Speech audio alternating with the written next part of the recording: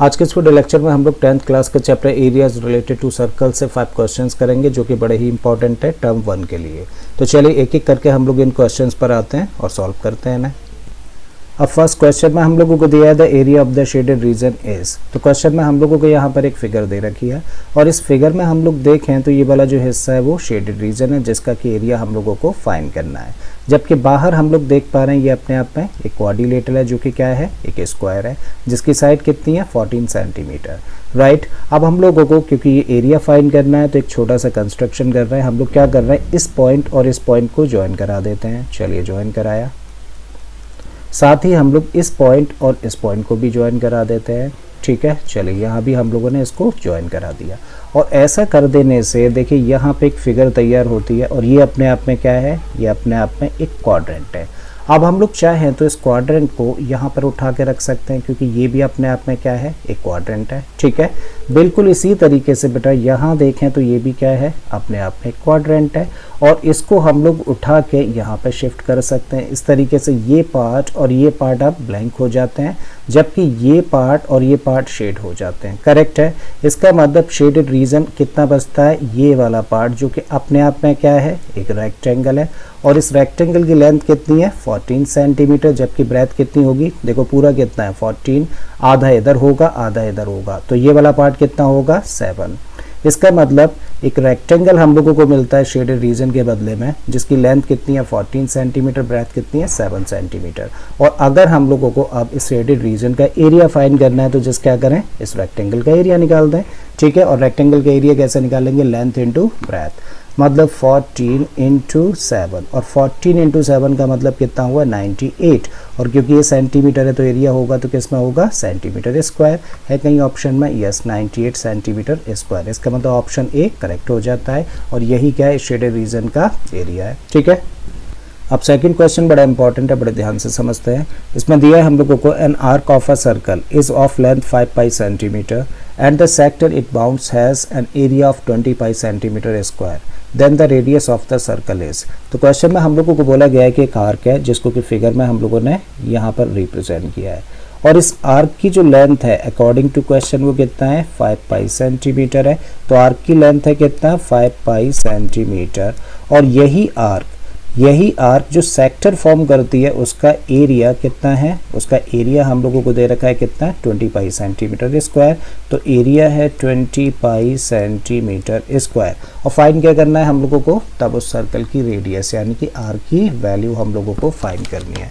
ठीक है भाई, दो चीज़ें हमारे पास हैं, एक तो आर्क की लेंथ है और दूसरा उस सेक्टर का एरिया जो ये आर्क बनाती है। ठीक है, तो क्वेश्चन को स्टार्ट करते हैं आर्क की लेंथ से। तो आर्क की लेंथ हम लोगों को दे रखी है जो कि कितनी है, अकॉर्डिंग टू क्वेश्चन 5 पाई है।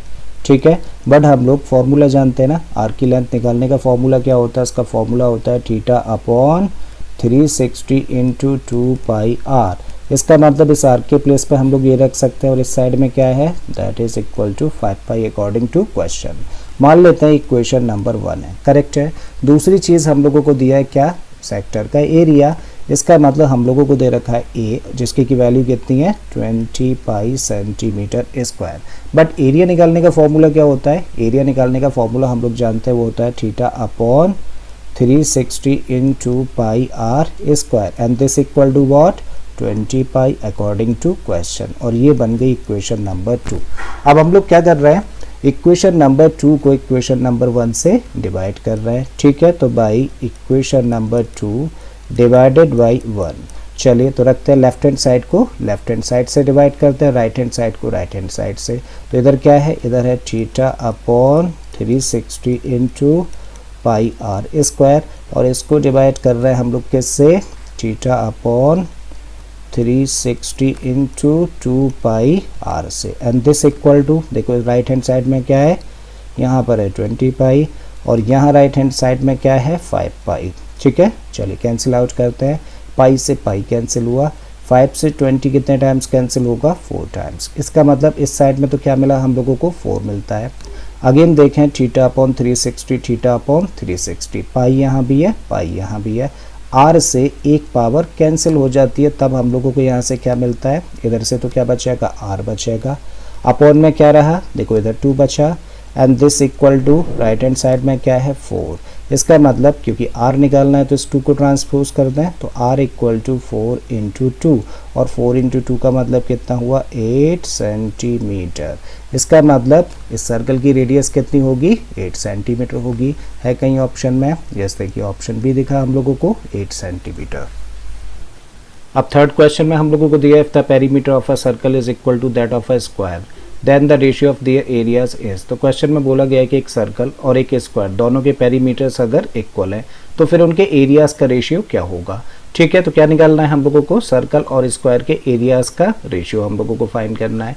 ठीक है, तो चलिए लेट कर लेते हैं। मान लेते हैं एक सर्कल है और इसकी रेडियस है r, जबकि यहाँ पर हम लोगों ने एक स्क्वायर कंसीडर किया और मान लेते हैं इसकी साइड क्या है a। ठीक, क्वेश्चन में बोला गया है कि इन दोनों के पेरीमीटर्स कैसे हैं, इक्वल है। तो अगर इसके पेरीमीटर को हम लोग दिखाना चाहें तो P1 से रिप्रेजेंट कर दें और इसके पेरीमीटर को अगर हम लोग P2 से रिप्रेजेंट करें तो अकॉर्डिंग टू क्वेश्चन दोनों के पेरीमीटर्स कैसे हैं, इक्वल है। अब हम लोग सर्कल के पेरीमीटर की बात करें तो सर्कल के पेरीमीटर का मतलब क्या होता है, सर्कल की सरकमफेरेंस जो कि क्या होती है 2 पाई r, जबकि r रेडियस हो। वहीं हम लोग अगर स्क्वायर के पेरीमीटर की बात करें, जब साइड a है तो इसका पेरीमीटर क्या होगा 4 इंटू साइड यानी कि 4a। अब हम लोग क्या करेंगे, या तो r की वैल्यू निकाल दें a के टर्म्स में या फिर a की वैल्यू निकाल दें r के टर्म्स में। चलो r की वैल्यू निकाल लेते हैं।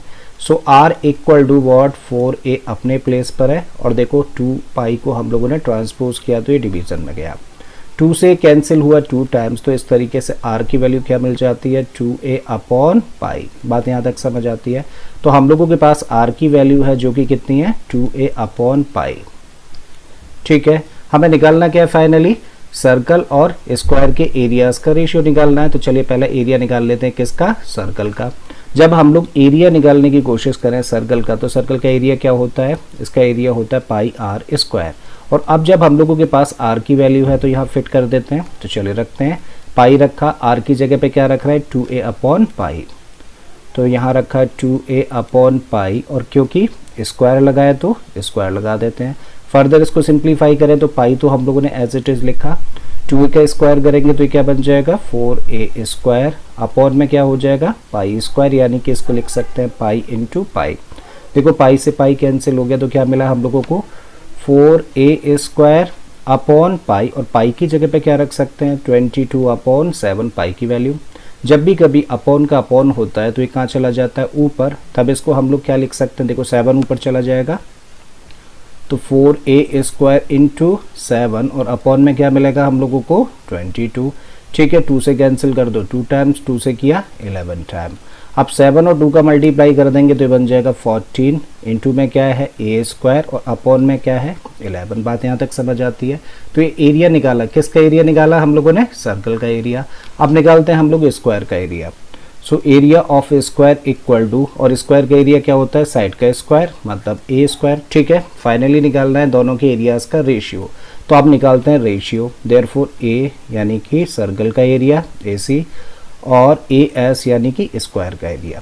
अब देखो सर्कल का एरिया कितना निकाला 14a स्क्वायर अपॉन 11 ना, रखिए यहाँ पर 14a स्क्वायर अपॉन 11 और स्क्वायर का एरिया कितना है a स्क्वायर। ठीक है, फर्दर इसको लिखेंगे किस तरीके से 14a स्क्वायर 11 जाएगा नीचे तो 11 इंटू a स्क्वायर से a स्क्वायर घट गया तो क्या मिला 14 अपॉन 11 और 14 अपॉन 11 का मतलब 14 रेशियो 11। देखिए जरा ऑप्शन है कहीं, yes option B is correct 14 ratio 11। अब फोर्थ क्वेश्चन में हम लोगों को दिया in the given figure ABC is an equilateral triangle inscribed in the circle with radius 54 centimetre then the altitude of the triangle B। तो question में हम लोगों को यहाँ पर एक फिगर दे रखी है और इस फिगर में ABC क्या है अपने आप में एक इक्विलेटरल ट्राइंगल है जो कि एक सर्कल जिसकी की रेडियस कितना दे रखी है 54 सेंटीमीटर के अंदर ड्रॉ किया गया है। अब हम लोगों को फाइनली निकालना क्या है, इस ट्राइंगल का एल्टीट्यूड हम लोगों को फाइंड करना है। अब सबसे पहले हम लोग समझते हैं एल्टीट्यूड क्या होता है। तो किसी भी ट्राइंगल के एल्टीट्यूड का मतलब होता है ट्राइंगल की एक वर्टेक्स से उसकी अपोजिट साइड के ऊपर परपेंडिकुलर ड्रॉन, राइट ना। इसका मतलब अगर हम लोग A को कंसीडर करें तो अपोजिट साइड क्या है BC, करेक्ट है। और अगर इसके ऊपर परपेंडिकुलर हम लोगों ने ड्रॉ कर दिया और इसको नेम देते हैं ए एम, तो फाइनली हमें क्या निकालनी है, ए एम की लेंथ निकालनी है। ठीक है, एक और चीज़, एक इक्विलेटरल ट्राइंगल में जो परपेंडिकुलर ड्रॉन होता है वही क्या होता है, मीडियन। इसका मतलब बी एम किसके इक्वल होगा, सी एम के इक्वल होगा। मतलब ए एम एल्टीट्यूड भी है और परपेंडिकुलर भी है। ठीक है, अब बात को आगे बढ़ाने से पहले 2 पॉइंट्स हम लोग समझ लेते हैं। एक तो क्या होता है सरकमसेंटर और दूसरा सेंट्रोइड। राइट, लास्ट क्लास में हम लोगों ने ये 2 पॉइंट्स डिस्कस करे थे एक थ्योरम में। तो थ्योरम कहती है in an equilateral triangle circumcentre and centroid coincide with each other. इस बात का मतलब क्या है, इस बात का मतलब है कि एक इक्विलेटरल ट्राइंगल के केस में सरकमसेंटर और सेंट्रोइड एक ही पॉइंट होते हैं। ठीक है, अब सरकमसेंटर का मतलब क्या होता है, किसी भी पॉलीगॉन के चारों तरफ अगर एक सर्कल ड्रॉ किया जाए तो ऐसे ड्रॉ किए गए सर्कल को तो हम लोग सर्कम सर्कल बोलते हैं और ऐसे सर्कल के सेंटर को हम लोग बोलते हैं सर्कम सेंटर। बात यहाँ तक clear.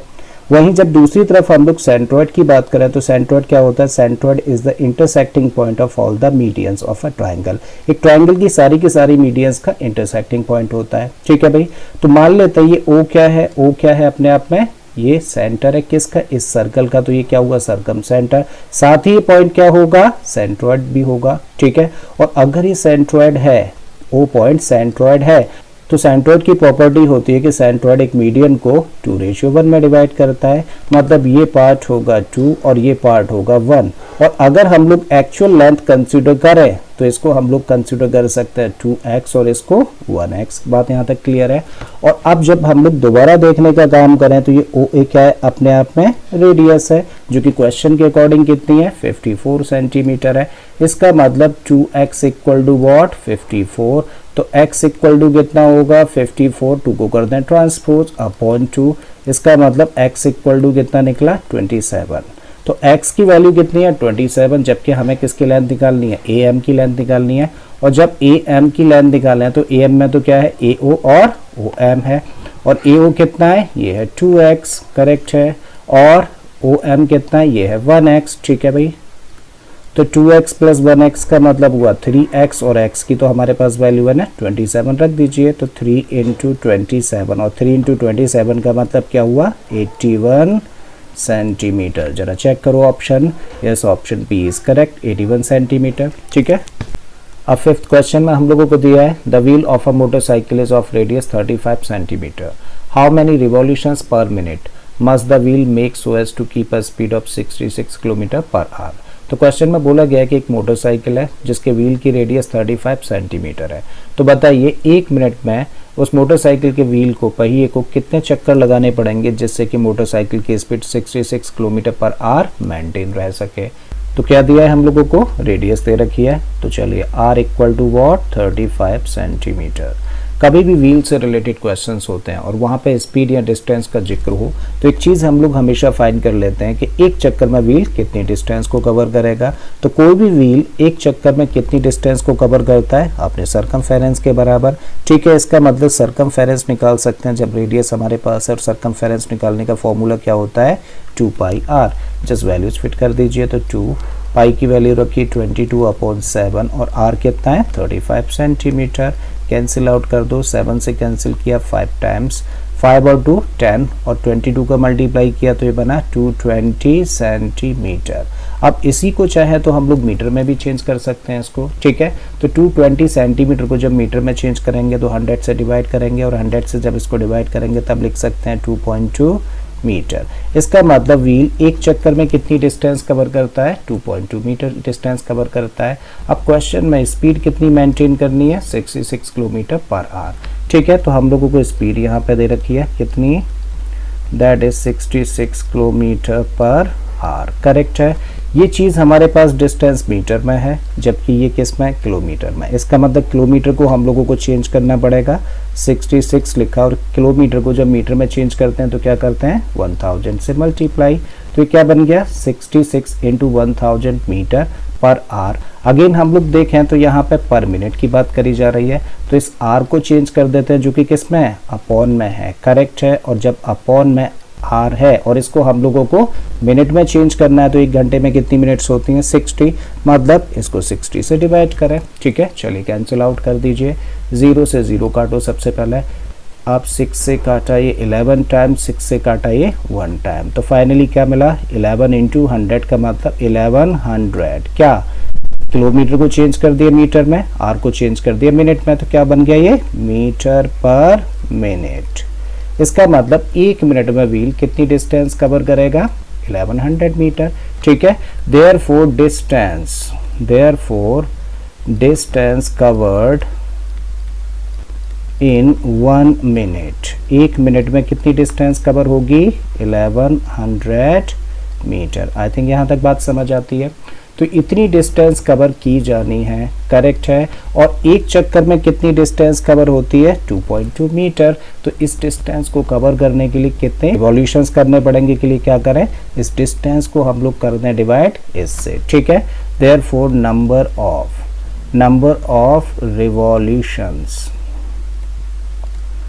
Of revolutions equal to distance का मतलब 1100, और एक चक्कर में कितनी डिस्टेंस कवर होती है 2.2 मीटर। करेक्ट है भाई।